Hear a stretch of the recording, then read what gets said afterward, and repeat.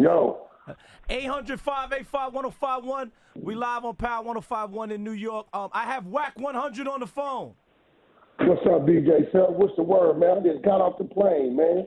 What's going on? I know, Wack. Listen, before I even get into anything, I want you to unconfuse me. I want to say me first.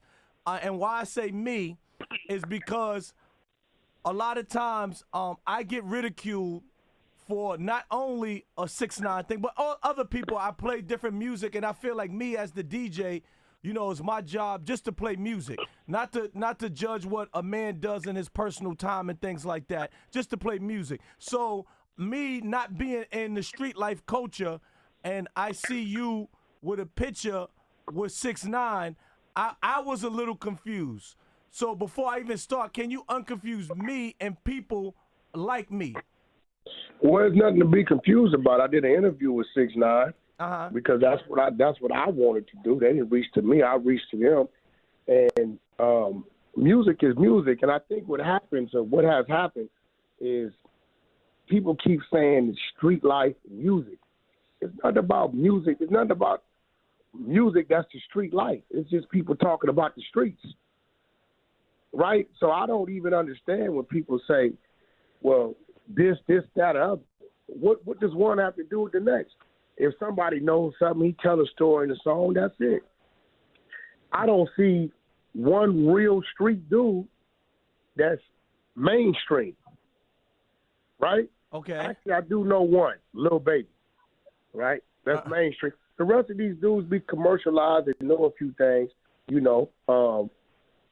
A lot of them don't live in their neighborhood. Like, y'all niggas live behind gates and shit like that. So, you know, but the fans don't know that. So when I look at 6ix9ine, I really don't fault him. I fault the street. The street shouldn't allow him. That neighborhood shouldn't allow him over there like that. So, you know, I was very curious on why it went the way it went and why he did what he did. And my whole disposition was to get him to understand that you ain't a gangster, you ain't a thug, you ain't a street nigga, you a regular civilian. You just was in uniform, you was in costume, period. You did exactly what a civilian would do. So he did exactly what my son is trained to do. My son is a civilian, he's trained to tell the truth. He don't live by no street code. He don't even got a sidewalk in front of his house. What do you say to a person or a street guy that says, or people outside that says, all right, he ain't a street dude, but he involved himself in street activity, which made him active? No, that didn't make him active. I asked him. I addressed all that. Because I really wanted to know, see, there's certain things that qualify you to be what you are and from where you from, right? If you don't go through those things, it's just like going to the military. If you can't pass basic training, you ain't going to make it to the next phase of it, right? Okay. Let's be real. So if you didn't go through this or do that or perform these acts or do this or that, right? How do you get to a position where you telling motherfuckers what to do? I'm going to tell you why.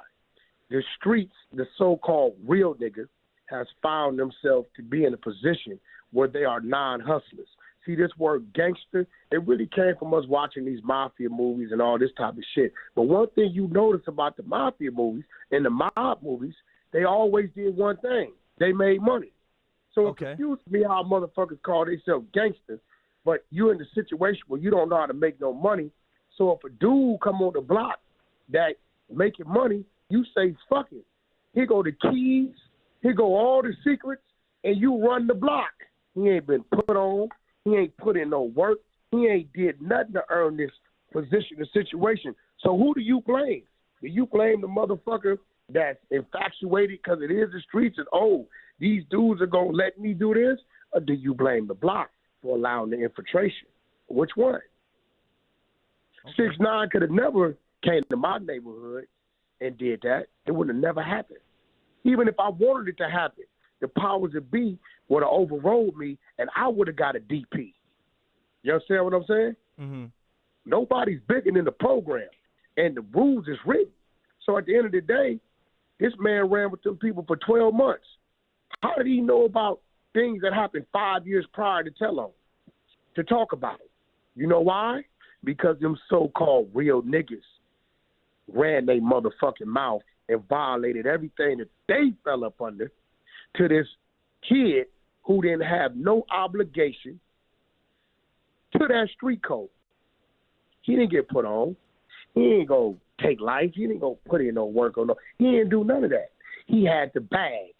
So what they were supposed to do, let him shoot videos, charge him for that. You want to cover him at the studio, charge him for that. You need to move around with you, charge him for that. But you wasn't supposed to let him. You wasn't supposed to let him in the build, homie. He can't come in the dope house. He ain't supposed to come to the spot where the pistols at. He ain't supposed to know who the niggas is that's calling the dogs. He ain't supposed to know about these stories of this internal shit that's going on. He ain't supposed to know about that. You can't blame him. He ain't psychic. You got to blame them. The streets got to blame itself. Just like with this Black Lives Matter shit, right? We want to blame the police, but they killing 2 out of 10. 8 out of 10 we killing. When we gonna march on us? When we gonna walk down the street and say, hey, you motherfuckers on this block, y'all gonna stop killing us? Everybody follows the trend. That's the sheep. Unfortunately, I've always been a wolf, homie. Mm-hmm. I'm a wolf, and I'm going to do it how I want to do it, when I want to do it. That's simple. Mm-hmm. I'm a wolf, and I'm going to see it my way. That man's a civilian. That man is a civilian, bro. Everything about him is contradicting. Rainbow hair. No disrespect. What is rainbow representative of, Self? The gay community, right? Yes. Red bandana. What's that a representative of, Self? The Bloods, right? The Bloods, When the fuck do those two mix?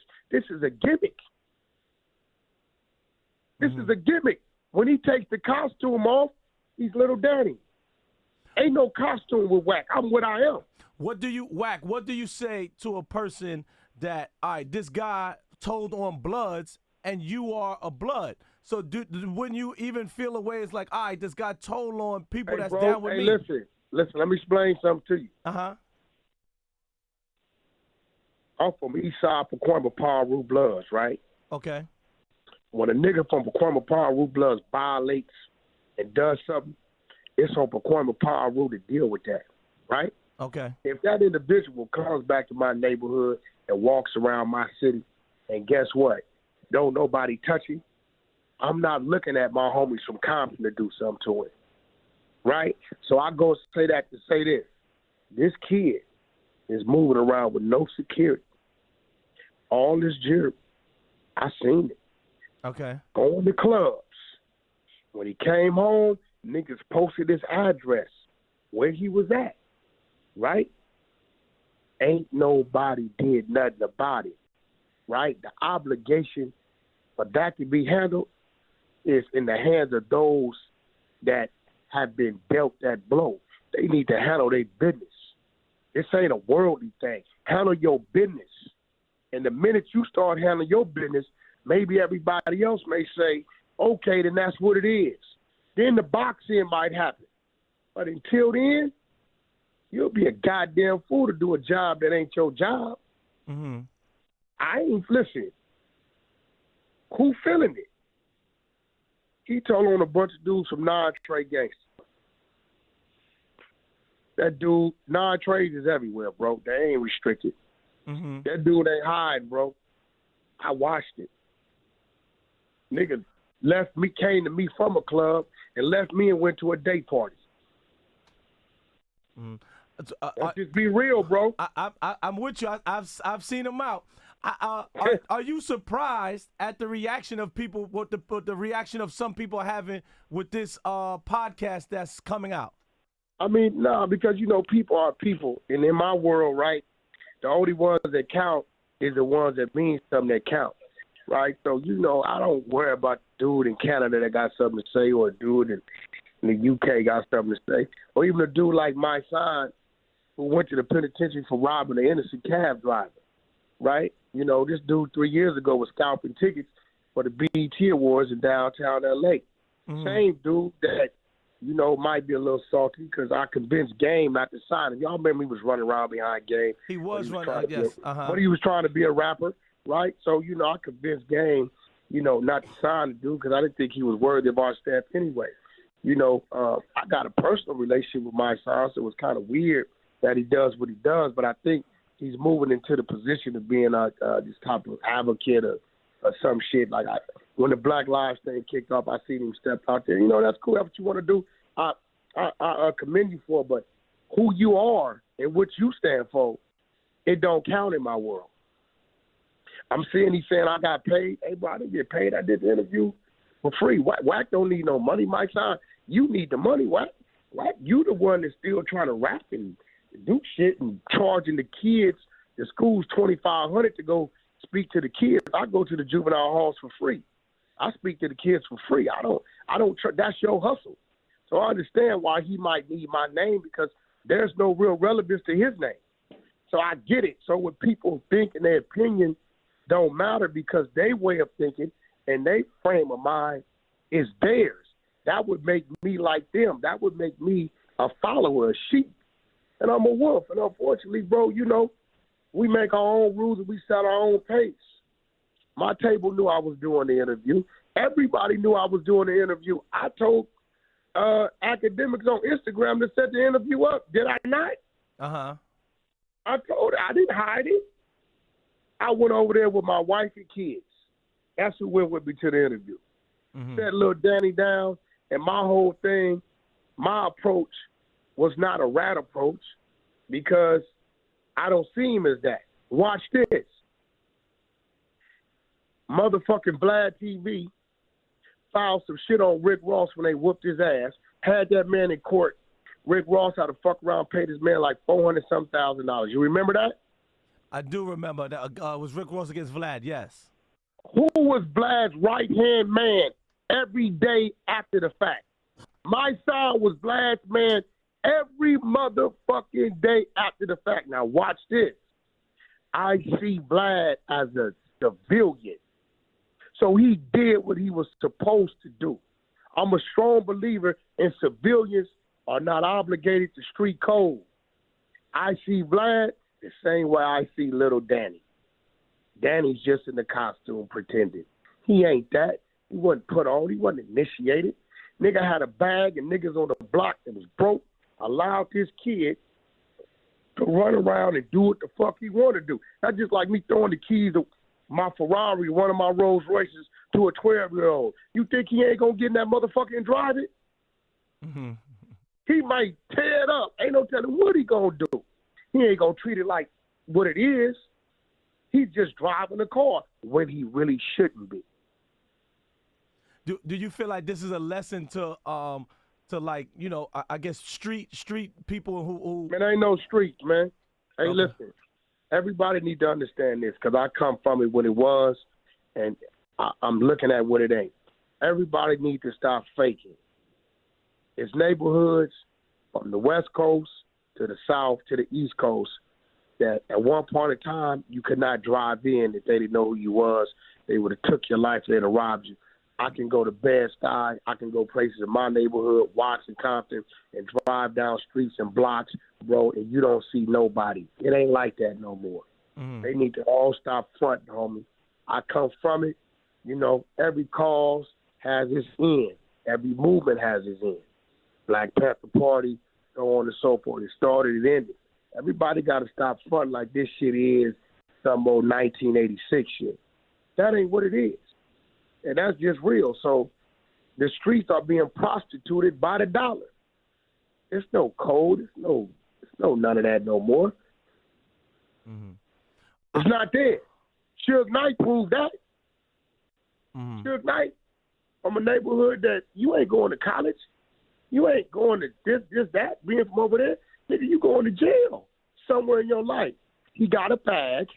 Mob James speaks on it all the time. Right? He got a bag, and because of the money, they moved how he told them to move. Not because of who he was, and he's an authority figure, and his history and his rank, and he didn't put in no work. Man, this shit been watered down. At the end of the day, I sat down with the kid because I see him as a kid. I ain't never looked at that man as no blood. When he was running around here, blood and whatever he was doing, they told me to come talk to him. You never seen Wack. I would have never sat down with him as no blood. It's not going to happen. But I sit down with little Danny because I told him he was confused because he wants to be looked at as a gangster. And my whole disposition was is to enlighten him and to show him and to point things out to where you need to understand, Danny, you are not a gangster. It's not what you are. After doing the interview, did your perception change about him? No, I think his perception of him changed about him. Okay. You got to remember, he's used to getting people in there and he get them into a screaming match. It's a 3-hour interview, bro. It's some shit went on. It's some people that have been mentioned. It's some shit that really got addressed. Okay. From mainstream artists, you know what I mean, that I had to defend because I felt they wasn't there to defend themselves and I understand them, right? So at the end of it, Daddy jumped up 2-3 times, a little frustrated, you know what I mean? But it was a conversation. See, when people like Meek Mills go wrong, they say, you this, you this, you this, you that. You popping like when you see him is on. And that's cool.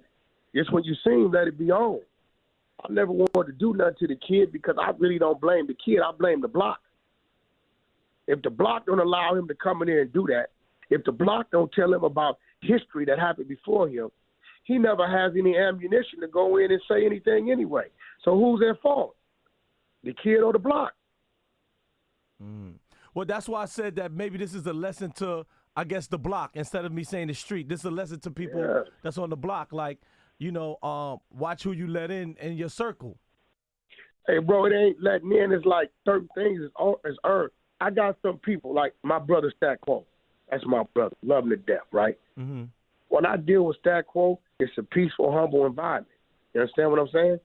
I don't deal with Stat Quo where some tension or it might be a fight or some shootings or a fucking ride or anything like that because Stat Quo is a civilian. And if I put him in a situation or a position where something happens and they just so happen to get his license plate and go to his house and knock on the door and say this, Stat Quo is going to respond to that in the way that he should with the mind frame of a civilian. So as a friend, right, I'm going to keep him out of those situations, right? Mm-hmm. You got to know what's around you, who you taking where, and what you doing. They let this kid tell them, go do this, go do that, go do this, go do that. What did this kid earn? What did he go through? How did he get that type of say-so and control? The bag is shallow. Mm-hmm. It's shallow, and that's just what it is. Nobody wants to admit because a lot of people use on street as they leverage to get in or have an identity, right? I haven't been a gangbanger in 25 years, bro. I haven't woke up hating the Crip or wanted to do something to somebody in blue for 25 years. I got Crip partners, Crip comrades. I don't even disrespect the C in conversations when I'm talking to people because I know I may hang up the phone and my Crip partner may call me and I'm going to feel like I'm a buster for conducting myself like that. Mm-hmm. So I see life different. End of the day, those that are obligated and bound to this shit, then you're going to be held accountable for it. Wack can't tell. I can't cooperate with the police. I don't care if you did something to my daughter, my mama, the code I'll fall up under is I got to deal with it the way of the streets. But a civilian is never subject to those ways. Period. Okay. You want to shout out somebody in New York? Because, you know, the whole New York City is listening right now. Oh, yeah, I want to give the whole New York a shout out. My brother, Uncle Murder, K. Slay, you know what I mean? E-Bro, my debate partner, you know what I mean? The whole New York, I got a crib out there, too, so I'm out there like 6 months out the year, my goddamn self. So I'll give a shout out to New York, E1, my label, Abe, Alec Black, you know what I mean? My girl, Gabby Peluso, and definitely my man, Mike Kaiser. Y'all be safe out there. Y'all keep doing what y'all do. Oh, yeah, my man, Hocus 4/5. You got a positive movement out there. You're trying to cease the gang violence out there. In the Bronx. I need to listen to that. In the Bronx, my man Hocus 4/5, I stand behind him. You know what I mean? See, that's the type of people I fuck with. Mm-hmm. All these dudes that, want to get kids going and tell them go to this, go. I don't fuck with them type of dudes. You know what I'm saying? But guys like what Hocus 4/5 is doing, my man $8 over there in Sugar Hill, my whole BPE team over there, my security team, when I'm out there, it's all love, man. Y'all keep doing what y'all doing, man. Self, I appreciate the call. No, You know what I mean? thank Your you. time, I just, you know what I mean? it was really for me because, like I said, I feel like as an outsider, I just need clarity. You And understand? you self, bro, play what you want to play. Don't let nobody dictate. This is entertainment, bro. And you are a DJ. You in a position you in because you know what people want to hear to be entertained. So what? That block may not like it, but those kids over there might enjoy it. Mm-hmm. Don't let nobody tell you what you can and can't play. Yo, bro, let's keep it real. Back when Jay-Z and Nas was doing their thing, they told K. Slade not to play Ether. What the fuck did Slade do? He dropped it. Dropped it. He said, this is hip-hop. They battling. I'm playing it. They got to hear both sides. Like, bro, you got an obligation to service the people because we want to be entertained. If they don't like it, tell them turn the radio on, bro. But don't let nobody dictate what you can and can't play. You already got to deal with your PD. Now you're going to let the streets determine what you can and can't play. You went in because you thought it was hot. Mm-hmm. It might be a message that's not for them, but for somebody else. That's just real shit. 100. Mm-hmm. All right, thank you. All right, love, bro. Appreciate it. One love.